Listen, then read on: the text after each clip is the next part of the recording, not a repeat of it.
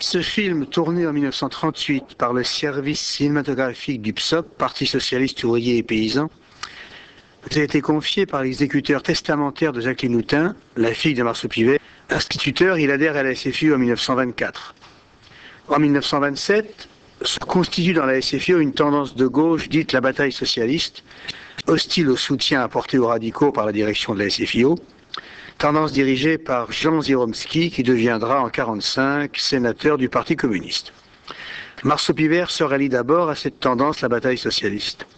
En juillet 1935, la direction de la SFIO exclut 13 dirigeants des jeunesses socialistes de la Seine, accusés d'être favorables à la 4e internationale.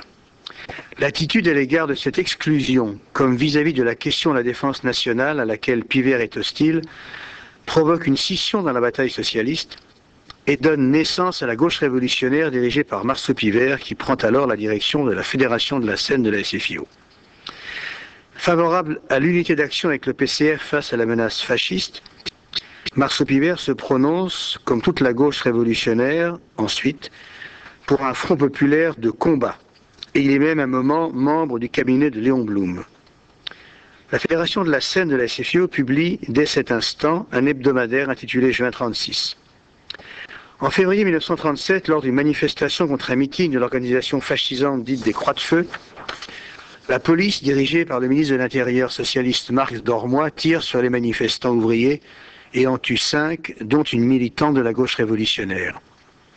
Cet assassinat provoque une crise dans la gauche révolutionnaire dont certains membres veulent abandonner le Parti socialiste, quitter le Parti socialiste, ce que Pivert refuse.